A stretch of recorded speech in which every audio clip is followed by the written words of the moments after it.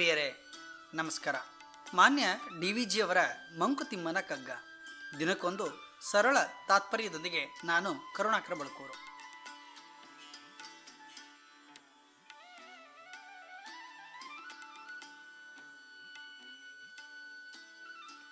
ಉಣುವುದು, ಉಡುವುದು, ಪಡುವುದು, ಆಡುವುದು, ಮಾಡುವುದು ಋಣಗಳಲ್ಲವೂ ಪೂರ್ವ ಸಂಚಿತ ಅಂಶಗಳು. ಹಣೆಯೊಳು ಅದು ಲಿಖಿತಂ ಇರೆಯುಂ ವಾಚಿಸುವವನಿಲ್ಲ. ಗೊಣಗಾಟ ಅಳಿಸುವುದೇ ಮಂಕುತಿಮ್ಮ.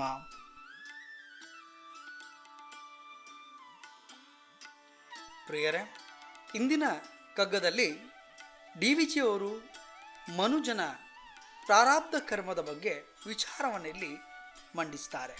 ಅವರ ಅನುಭವದ ವಿಚಾರಧಾರೆಯನ್ನು ನಮಗೆಲ್ಲರಿಗೂ ಹಂಚಿದ್ದಾರೆ. ನಮ್ಮ ದಿನನಿತ್ಯದ ಚಾಕರಿ, ದೈನಂದಿನ ಹಲವು ಚಟುವಟಿಕೆಗಳಲ್ಲಿ ನಾವು ಕ್ರಿಯಾಶೀಲರಾಗಿರುತ್ತೇವೆ. ಮುಂಜಾನೆ ಏಳುವುದರಿಂದ ರಾತ್ರಿ ಮಲಗುವ ತನಕ ವಿವಿಧ ಬಗೆಯ ಕರ್ಮಾದಿಗಳನ್ನು ನಾವು ಮಾಡ್ತೇವೆ.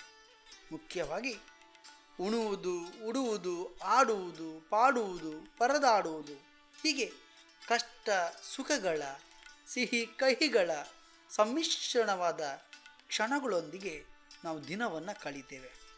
ಆ ದಿನಗಳನ್ನು ಕಳೆಯುವುದರೊಂದಿಗೆ ಹಲವು ರೀತಿಯ ಅನುಭವದ ಮೂಟೆಯನ್ನು ನಾವು ಪಡಿತೇವೆ. ಇವೆಲ್ಲವೂ ಸಾಧ್ಯವಾಗಲಿಕ್ಕೆ ಪೂರ್ವಕಾಲದ ಋಣ ಅಂತ ಹೇಳ್ತಾರೆ.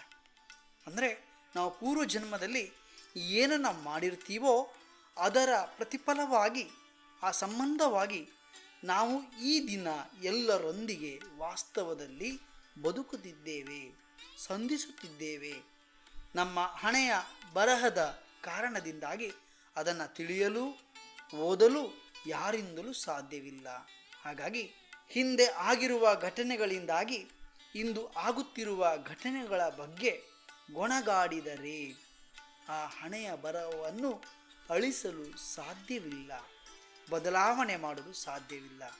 ಮಹಾಭಾರತದಲ್ಲಿ ಒಂದು ಸಣ್ಣ ಪ್ರಸಂಗ ಬರುತ್ತೆ. ಒಮ್ಮೆ ಅರ್ಜುನ ಕೃಷ್ಣನಲ್ಲಿ ಕೇಳ್ತಾನೆ, ಈ ಗೋಡೆಯ ಮೇಲೆ ಒಂದು ಸಂದೇಶವನ್ನು ಬರೀಬೇಕು.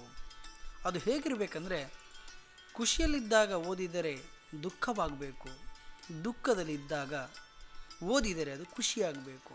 ಅಂತಹ ಒಂದು ಬರಹವನ್ನು ಬರೀ ಅಂತ ಕೇಳಿದಾಗ ಕೃಷ್ಣ ಹೀಗೆ ಬರೀತಾನೆ, ಈ ಸಮಯ ಕಳೆದು ಹೋಗುತ್ತದೆ. ಅಂದರೆ ದುಃಖ ಇರಲಿ, ಸುಖವಿರಲಿ, ಅವೆಲ್ಲವೂ ಕೂಡ ಕ್ಷಣಿಕ. ಯಾವುದೇ ಒಂದು ಕಷ್ಟದ ಕ್ಷಣಗಳು ನಮ್ಮ ಬದುಕಿನಲ್ಲಿ ಎದುರಾದಾಗ, ಅಂದರೆ ನಿಮ್ಮೆಲ್ಲರ ಮನೆಯಲ್ಲಿಯೂ ಕೂಡ ಸ್ವಾಭಾವಿಕವಾಗಿ, ಸಹಜವಾಗಿ ನಾವು ಮಾತಿಗಳಿದಾಗ ಹೇಳುವ ಒಂದು ಮಾತಿದೆ, ಪ್ರಾರಬ್ಧ ಕರ್ಮ. ಊರಿನವ್ರಿಗೆಲ್ಲದು ಒಳ್ಳೆಯದಾಗತ್ತೆ, ನಮಗೆ ಯಾವಾಗ ಒಳ್ಳೆಯದಾಗುತ್ತೋ ಏನೋ ಗೊತ್ತಿಲ್ಲ. ಹೀಗೆ ಈ ಬದುಕು ಸಾಕಾಗಿ ಹೋಗಿದೆ, ಬೇಸರ ಆಗಿದೆ ಎನ್ನುವ ಮಾತುಗಳು ತೇಲಿ ಬರುವುದನ್ನು ನೀವು ಕೇಳಿರ್ಬೋದು. ಅಥವಾ ನಿಮ್ಮ ಅನುಭವದಲ್ಲೇ, ಸ್ವತಃ ನಿಮ್ಮ ಜೀವನದಲ್ಲೇ ಆ ಅನುಭವಕ್ಕೆ ಬಂದ ಮಾತಾಗಿರ್ಬೋದು. ಅಯ್ಯೋ ಅದು ಹಾಗಾಗಲಿಲ್ಲಪ್ಪ, ಹೀಗಾಗಬೇಕಿತ್ತಪ್ಪ ಅಂತ ನಾವು ಎಷ್ಟೋ ಬಾರಿ ಹೇಳಿಕೊಂಡಿದ್ದು ಇದೆ. ಅಂದರೆ ಈ ಹಣೆಯ ಬರವನ್ನು ಅಳಿಸಲಾಗುವುದೇನೋ ಎಂದು ಕವಿ ನಿಮಗೆಲ್ಲರಿಗೂ ಕೂಡ ಇಲ್ಲಿ ಪ್ರಶ್ನೆ ಮಾಡ್ತಾ ಇದ್ದಾರೆ. ಬಂಧುಗಳೇ, ಏನೇ ಇರಲಿ, ನಮ್ಮ ಜೀವನದಲ್ಲಿ ಬರುವ ಆ ಗಳಿಗೆಯನ್ನು, ಆ ಕ್ಷಣವನ್ನು ಸಮನ್ವಯತೆಯಿಂದ, ಸಂಭ್ರಮದಿಂದ ಸ್ವೀಕರಿಸೋಣ. ಆ ಮೂಲಕ ನಿಮ್ಮೆಲ್ಲರ ಬದುಕನ್ನು ಗೆಲ್ಲೋಣ. ಏನಂತೀರಿ? ನಮಸ್ಕಾರ. ನಾಳೆ ಇನ್ನೊಂದು ಕಗ್ಗದೊಂದಿಗೆ ನಾನು ಭೇಟಿಯಾಗ್ತೇನೆ. ಅಲ್ಲಿ ತನಕ ಶುಭ ದಿನ.